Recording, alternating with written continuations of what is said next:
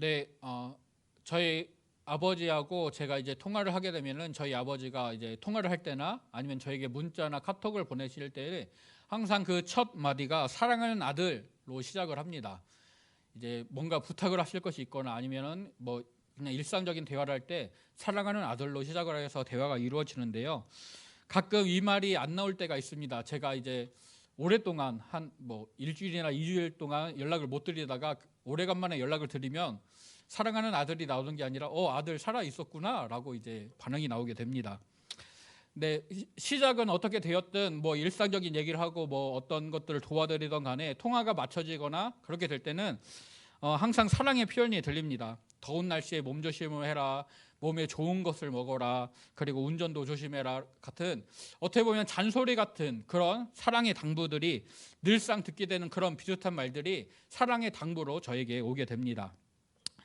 바울이 고린도 교회에 대하여서 들었던 여러 가지 소식들, 그리고 고린도 성도들이 그들 중에 대표를 뽑아서 바울에게 보냈고 그 공식적으로 질문했던 그런 문항들, 그리고 교회의 대표들이 바울에게로 와서 이제 그들이 질문한 것들에 대해서 또 부가해서 말하는 이 모든 것들을 통하여서 다루어졌던 고린도전서가 이제 마무리됩니다. 바울도 이런 사랑의 당부를 하면서 고린도 교회 성도들에게 사랑으로 권면하고 당부하면서 이 편지를 끝을 내고 있습니다. 고린도 교회에서 바울에게 질문했던 그런 마지막 문제들이 다뤄지고 있는데요. 1절에서 바울은 성도를 위하는 연보에 관하여는 이라고 시작을 하여서 지금 다루는 이 연보의 문제가 고린도 교회의 공식적인 질문이었고 요청이었음을 알려주고 있습니다. 이 연보는 예루살렘 교회의 성도들을 위한 연보였습니다. 사도행전 11장을 보게 되면 예루살렘에 극심한 기근이 닥쳤고 당시에 안디옥에서 사역하던 바울과 바나바가 안디옥의 성도들이 모은 헌금을 예루살렘 교회에 전달을 했었습니다. 또 바울은 로마 교회에 보낸 편지에서 마게도냐와 고린도가 위치한 아가야 지방의 성도들이 예루살렘 교회를 위하여 헌금을 했고 이것을 바울이 전달하려고 예루살렘으로 가려고 한다라고 말을 합니다. 이때 바울은 로마서 15장 27절에서 저희가 기뻐서 하였거니와 또한 저희는 그들에게 빚진 자니 만일 이방인들이 그들의 영적인 것을 나눠 가졌으면 육적인 것으로 그들을 섬기는 것이 마땅하니라 라고 말을 하여서 이방인 성도들이 예루살렘 교회의 성도들에게 영적으로 빚진 자임을 기억하고 그들의 어려움을 섬겨줘야 한다라고 권면을 하고 있습니다. 이렇게 바울은 고린도의 성도들에게 예루살렘 교회의 성도들을 위하여서 헌금을 하라라고 요청을 하였고 고린도의 성도들은 바울에게 이 헌금을 어떻게 해야 되는지 또 이것을 어떻게 준비하고 모아둬야 할지 그 구체적인 방법에 대해서 물어본 것 같습니다. 바울은 자기가 갈라디아 지역의 교회들에게 명령한 것과 같이 고린도 교회에도 말한다라고 하면서 매주 첫날 예외로 모일 때에 그들이 각 성도가 그들의 수입에 따라 헌금을 하고 이것을 따로 모아두어서 예루살렘으로 보낼 수 있도록 준비하라라고 합니다. 바울이 고린도에 방문할 계획을 가지고 있지만 바울이 방문하게 됐을 때 급하게 연보를 하여서 구제헌금을 할 것이 아니라 미리 예배 때마다 그것을 모아두라라고 권면하는 것입니다. 그리고 고린도 교회의 성도들이 모은 이 헌금은 그들이 인정한 사람을 통해 예루살렘 교회로 전달할 것이다 라고 말하고 있습니다. 고린도후서 8장 18절에서 19절을 보게 되면 또 그와 함께 그 형제를 보내었으니 이 사람은 복음으로써 모든 교회에서 칭찬을 받는 자요 이뿐 아니라 그는 동일한 주의 영광과 우리의 원을 나타내기 위하여 여러 교회의 택함을 받아 우리가 맡은 은혜의 일로 우리와 동행하는 자라 말씀하고 있습니다. 이 말씀은 바울이 디도와 함께 교회들에게서 인정을 받는 한 형제를 보내어서 고린도 교회의 헌금을 예루살렘으로 전달하려고 한다라는 그런 계획을 말해주고 있습니다. 바울은 고린도 교회의 성도들이 예루살렘 교회의 성도들에게 보낼 연보에 대해서 이렇게 계획을 세웠고 이렇게 진행할 것이다. 그리고 이렇게 진행을 하려고 하는데 혹여 자신이 그 헌금을 전달하는 일에 합당하다면 자기도 동행하겠다라고 말을 합니다. 그리고 로마서 15장 25절과 26절을 보게 되면 마게도냐와 아가야 사람들이 예루살렘 성도를 위하여 연보를 하였고 내가 이것을 예루살렘으로 가지고 간다라고 말을 하고 있습니다. 또 사도행전 24장 17절에서 여러 해 만에 내가 내 민족을 구제할 것과 재물을 가지고 왔다라고 하여서 당시 총독 벨릭스에게 바울이 자신의 잡힘에 대해서 변호를 하게 될 때 고린도 교회 성도들이 헌금한 것을 예루살렘에 전달하였다라는 것을 바울이 밝힌 것을 우리가 알 수 있습니다. 이렇게 성도를 예루살렘 교회의 성도들을 위한 연보를 이렇게 진행하고 준비하라라고 권면한 바울이 이제 5절부터는 그의 사역의 계획에 대해서 이야기를 합니다. 바울은 지금 에베소에서 사역을 하는 중에 있습니다. 그 가운데 고린도에 편지를 보냈죠. 바울은 마게도냐를 지나서 고린도에 가서 겨울을 지내면서 머물기를 바란다라고 말하면서 고린도의 성도들이 바울을 도와서 바울이 가려는 곳으로 보내어 주기를 바란다라고 말하고 있습니다. 고린도전서 9장에서 바울은 자신이 사역자로서 그리고 사도로서 고린도 교회의 설립자로서 다른 교회의 사역자들과 순회 전도자들이 지역 교회의 섬김과 돌봄과 보살핌을 받는 것처럼 바울도 그렇게 섬김과 보살핌을 돌봄을 받을 자격이 충분하다, 그럴 권리가 있다라는 것을 말하였습니다. 하지만 복음에 아무런 장애가 없게 하려고 이 권리를 사용하지 않고 스스로 일을 하여서 선교 비용을 감당하고 있다라고 말했었습니다. 그런데 바울이 이 권리를 사용하지 않는 것이 오히려 고린도 교회에서는 분쟁의 한 원인, 바울의 사도권을 인정하지 못하고 바울을 배척하는 한 가지 원인이 됐었습니다. 그래서 바울은 이제 자신의 사역 계획을 고린도 교회의 성도들에게 알려주면서 그들의 도움을 청하고 있습니다.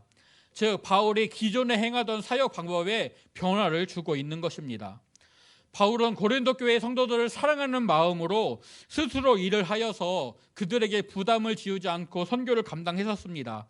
하지만 이제 교회에서 발생했던 문제들을 알게 된 이후에는 교회와 성도들을 사랑하는 마음으로 고린도 교회의 성도들이 바울의 사역을 돕게 하고 또 이를 통해 교회 안에서 일어났던 분쟁이나 바울에 대해 대적하는 그런 것들을 없애고 그런 잘못된 생각들이 사라지도록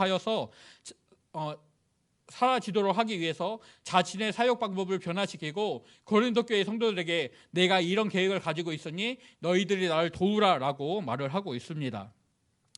바울의 계획은 다른 사역지를 찾아서 나아갈 때에 고린도를 잠시 지나가면서 교회를 방문하고 성도들 만나려는 것이 아니라 겨울이라는 3, 4개월이라는 시간 동안 고린도에 머물면서 성도들과 교제하고 또 그들의 잘못된 부분들을 교정하면서 고린도 교회를 더욱더 굳건하게 강건하게 세우고 사랑으로 하나 되게 한 다음에 그들의 도움을 받아서 하나님이 인도하시는 새로운 사역지로 나아가겠다라는 그런 계획을 품고 있습니다. 하지만 바울은 내가 반드시 고린도에 가겠다라고 말하지 않습니다. 주께서 허락하시면 얼마 동안 너희와 함께 머물기를 바란다라고 바울은 말을 합니다. 이 사역에 대한 계획들은 바울이 세우고 그것들을 실행하는 것도 바울이 직접 실행을 하지만 바울의 걸음을 인도하시는 분은 하나님이시라는 것을 바울이 믿음으로 고백하고 있는 고백입니다. 실제로 사도행전 20장 1절에서 3절을 보게 되면 에베소에서 소요가 그치게 되고 바울이 에베소의 교회를 든든하게 세운 다음에 그들을 떠나서 마게도냐로 가게 되었고 또 마게도냐 지방에 있는 교회들을 방문하여서 제자들을 굳게 하고 또 헬라에 이르러서 거기에서 석 달 동안 머물렀다가 수리아로 가고 예루살렘으로 가게 되는 그의 일정을 말씀하고 있습니다. 바울이 에베소에서 발생했던 데메드리오의 폭동으로 인하여서 그 소요가 끝난 후에 마게도냐로 가게 되었고 그 후에 헬라 그리스 지역으로 가서 3달을 머물렀다가 예루살렘으로 가는 그의 여정이 이 말씀을 통해 확인이 됩니다. 오늘 말씀 8절에서 바울은 내가 오순절까지 에베소에 머물려고 한다라고 말하고 있습니다. 즉 지금 당장 고린도에 가지 못하고 에베소에 더 머물러야 된다라는 것이 바울의 말입니다. 그 이유를 9절에서 내게 광대하고 유효한 문이 열렸으나 대적하는 자가 많음이라라고 말씀하고 있습니다. 사도행전 19장에 기록된 바울의 사역을 보게 되면 에베소에서 사역한 것을 말씀하는데 3개월간 에베소의 회당에서 말씀을 전하고 복음을 전하였습니다. 그러다가 두란노 서원에서 2년 동안 날마다 복음을 가르치고 제자를 세웠다라고 말씀합니다. 바울의 이 사역을 통해 아시아 지방에 사는 유대인들과 헬라인들이 모두 복음을 듣게 되었습니다. 또 에베소에서 마술을 해가던 많은 사람이 그들의 책을 불태우고 주의 말씀이 흥황하게 되었습니다. 이런 일들 후에 바울은 예루살렘으로 가려는 계획을 세웁니다. 사도행전 19장 21절과 22절을 보면 이 일이 있은 후에 바울이 마게도냐와 아가야를 거쳐 예루살렘에 가기로 작정하여 이르되 내가 거기 갔다가 후에 로마도 보아야 하리라 하고 자기를 돕는 사람 중에서 디모데와 에라스도 두 사람을 마게도냐로 보내고 자기는 아시아에 얼마 동안 더 있으니라 라고 말씀하고 있습니다. 바울이 마게도냐와 고린도 아가야, 즉 고린도가 있는 아가야 지방을 거쳐서 예루살렘으로 가려고 했는데 에베소의 사역을 바로 그만둘 수가 없어서 디모데와 에라스도 두 사람을 먼저 마게도냐와 고린도 지방으로 보내게 되고 바울은 에베소의 사역을 정리한 후에 그들을 뒤따라 가려고 하였습니다. 그런데 이즈음에 데메드리오가 폭동을 일으켰고 이 소요가 다 마무리된 후에 바울이 에베소를 떠날 수가 있었습니다. 사도행전의 기록과 오늘 고린도전서에서의 바울이 말하고 있는 것을 생각하면 바울이 마게도냐를 거쳐서 고린도에서 겨울을 지낼 계획을 세웁니다.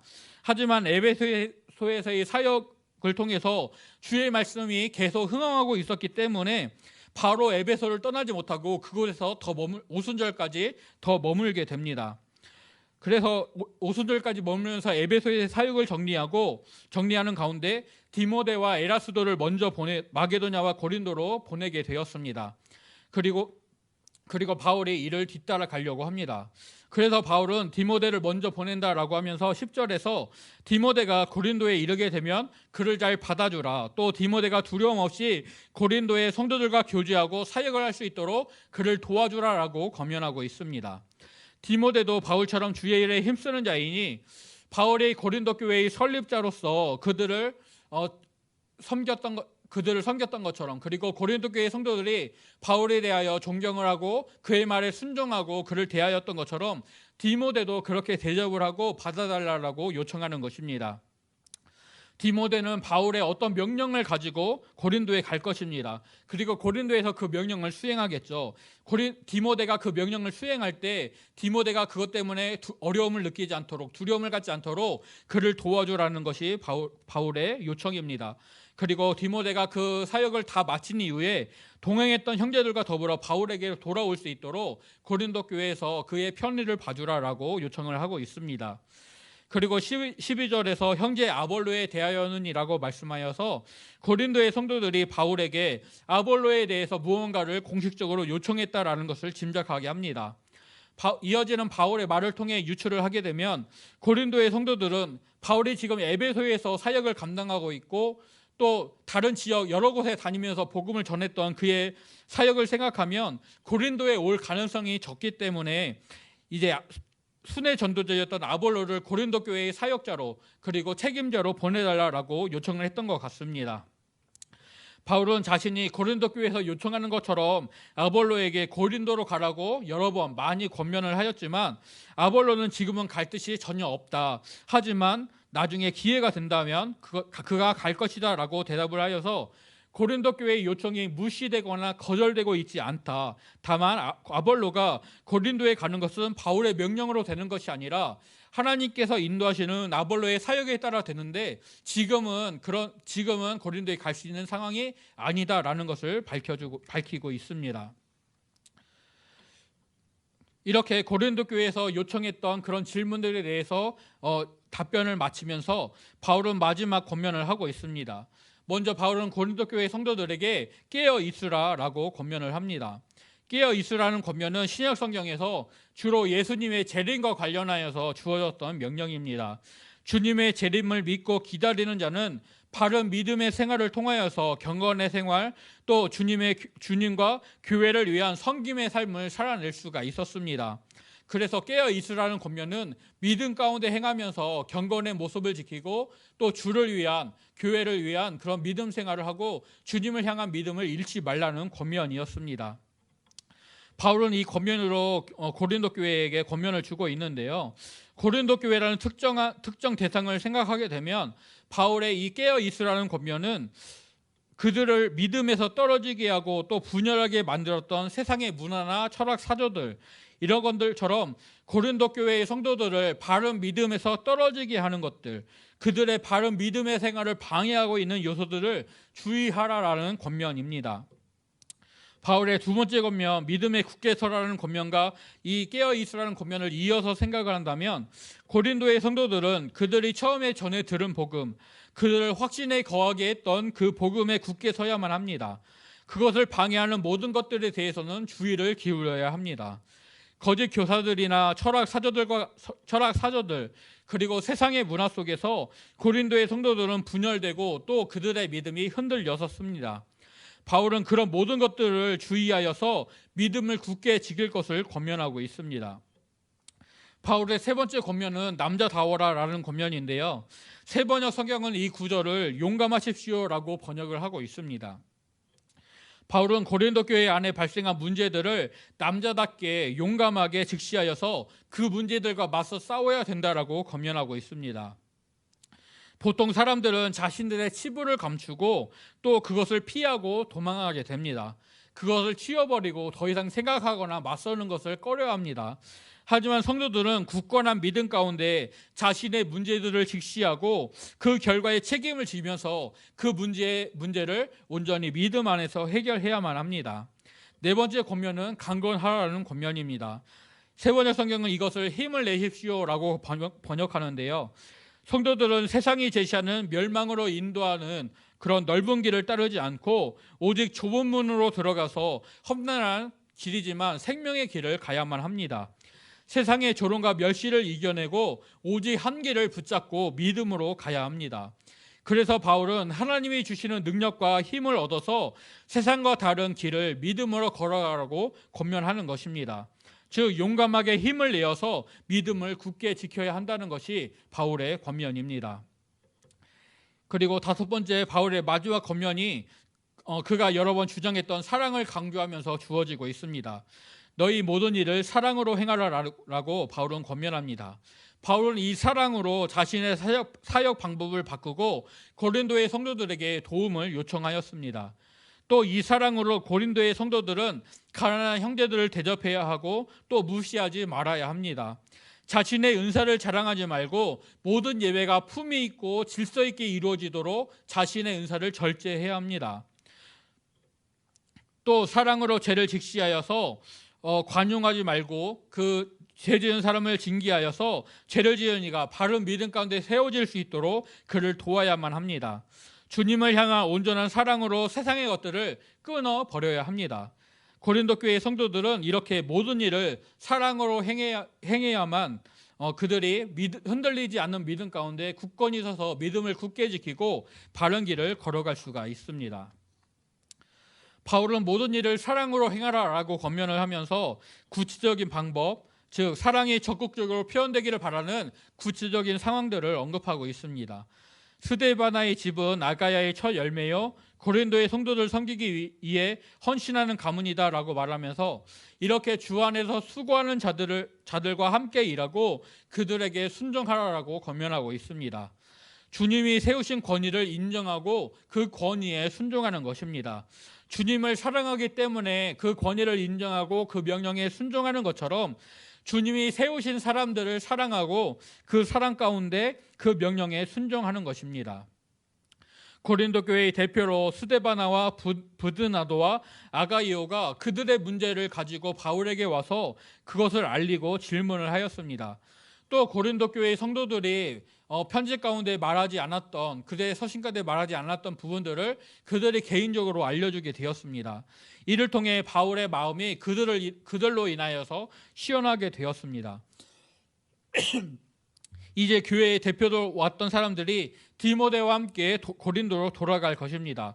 그래서 바울이 쓴 고린도전서 이 편지를 그들 가운데 읽게 하고 바울의 뜻을 전달하여서 성도들의 마음을 이제 시원하게 할 것입니다.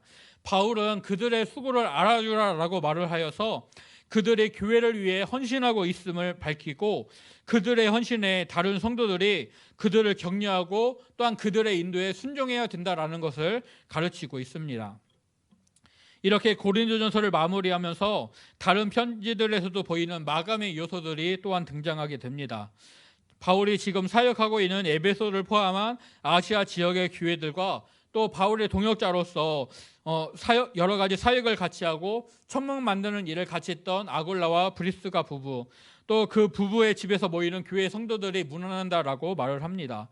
또 바울과 함께 있는 모든 형제들이 문안한다라고 말을 하여서 아시아 지방의 모든 교회와 성도들이 고린도 교회의 성도들을 주 안에서 사랑하고 그 인사를 전한다라고 말하고 있습니다. 이 문안한다는 표현으로 바울은 각 지역의 교회들이 물리적으로는 떨어져 있지만 그들이 주 안에서 믿음 가운데 하나이다, 또 주님을 향한 사랑 가운데 하나이다라는 것을 온전히 선언합니다. 그들은 모두 주 안에서 한 형제, 한 가족인 것입니다.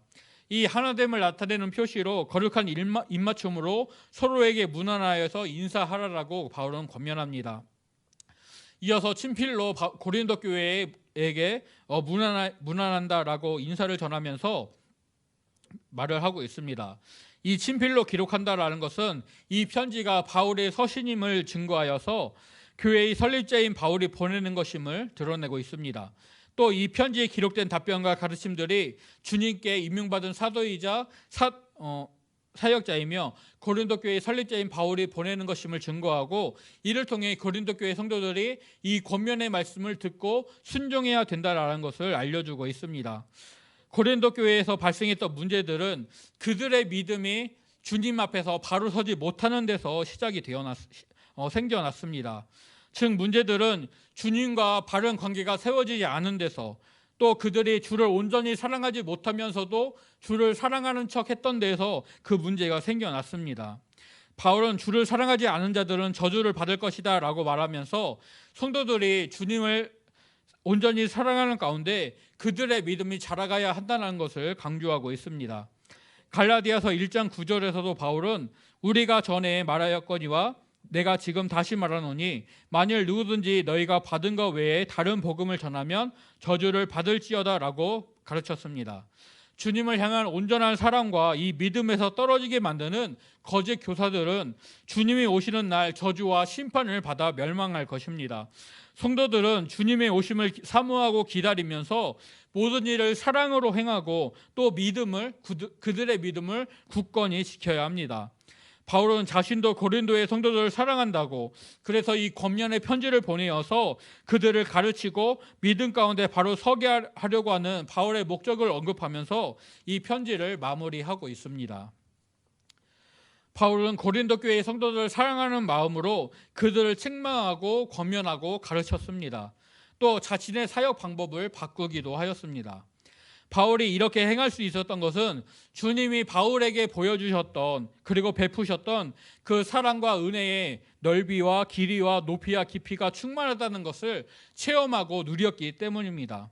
고린도의 성도들도 그들이 받은 이 사랑을 기억하고 모든 일을 사랑 가운데 행해야 합니다. 죄를 단호히 거부하면서 죄 지은 자는 책망하고 그래서 이 죄에서 떠날 수 있도록 도와줘야 합니다. 다른 성도들을 섬기고 배려해야 합니다. 특별히 오늘 본문에서는 예루살렘의 가난한 성도들을 위하여서 연보함으로 사랑으로 도와야 된다. 또 바울의 사역에 동참해야 된다. 주 안에서 헌신하는 자들에게 사랑 가운데 순종해야 된다라는 가르침이 전해지고 있습니다. 주님께서 우리를 택하시고 각 사람의 믿음 가운데 그들을 불러 세워주셨습니다. 그리고 그렇게 불러주신 사람들이 한 공동체를 이루게 하셨습니다. 주님이 하나 되게 하신 이 공동체를 기억하면서 우리가 모든 일을 주님을 사랑하는 마음으로 또 다른 성도들을 사랑하는 마음 가운데 행할 수 있기를 간절히 소원하고 축복합니다. 주님을 위해 감당하는 헌신과 섬김, 또 다른 성도들을 배려하는 가운데 사랑을 베풀고 섬기는 모든 일이 이렇게 바로 사랑 가운데 사랑 위에서 행해져야만 합니다. 우리 모두가 주님을 온전히 사랑하고 또 다른 믿음의 사람들을 사랑하면서 우리가 받은 그 사랑을 세상에 전해줄 수 있기를 간절히 소원하고 축복합니다. 우리가 이렇게 주님 안에서 사랑 가운데 행함으로 인하여서 이 하나된 공동체를 지키고 또 믿음 가운데 바로 서서 나갈 수 있기를, 또 우리를 그렇게 온전하게 인도하실 하나님을 신뢰하며 나아갈 수 있기를 간절히 소원하고 축복합니다.